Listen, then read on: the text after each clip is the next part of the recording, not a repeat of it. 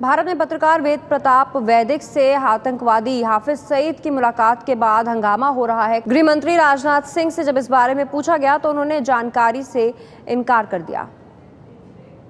वेद प्रताप वैदिक के बीच में मुलाकात हुई है।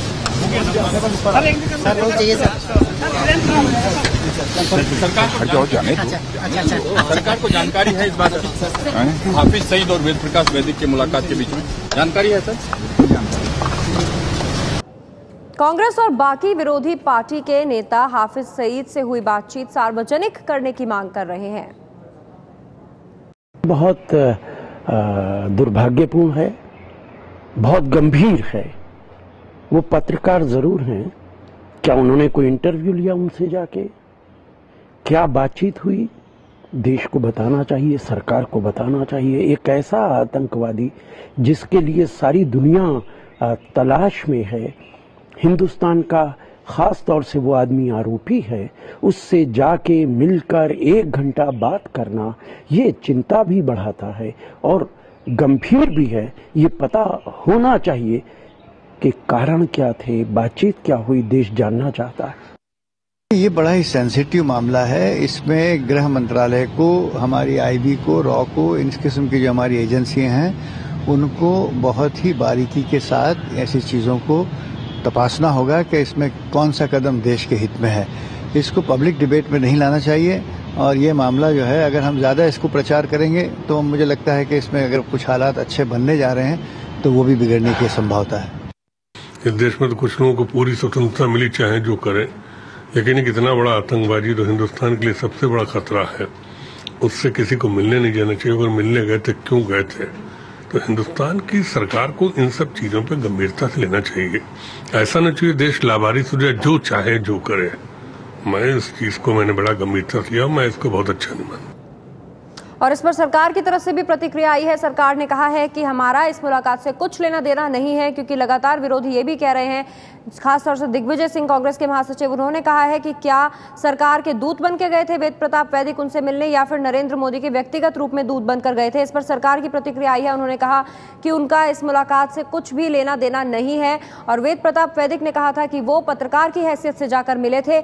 और ये अरुण जेटली ने कहा है, वित्त मंत्री, कि वैदिक को हमने नहीं भेजा है। ये जानकारी अरुण जेटली ने दी है। उन्होंने कहा है कि इस मुलाकात से ना तो सरकार का कुछ लेना देना है और ना ही हमने वेद प्रताप वैदिक को भेजा है।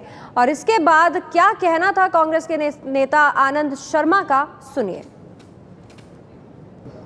और अब हंगामा मचने पर वेद प्रताप वैदिक की सफाई फिर सामने आई है। वेद प्रताप वैदिक ने कहा कि कांग्रेस के नेता जो आरोप लगा रहे हैं उसमें कोई सच्चाई नहीं है। दिग्विजय मेरे छोटे भाई की तरह हैं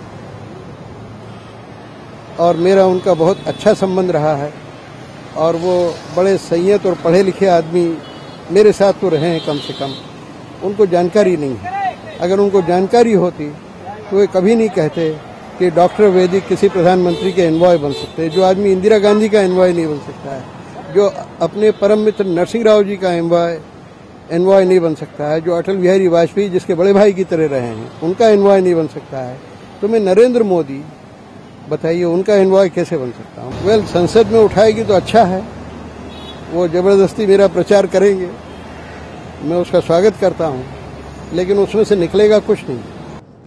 कांग्रेस सवाल पूछ रही है कि किसके दूत बनकर हाफिज सईद से मिलने गए थे वेद प्रताप वैदिक। इस पर वैदिक ने जवाब दिया है कि उनका ये जो दौरा है वो कांग्रेस नेता और पूर्व केंद्रीय मंत्री मणिशंकर अय्यर के साथ था।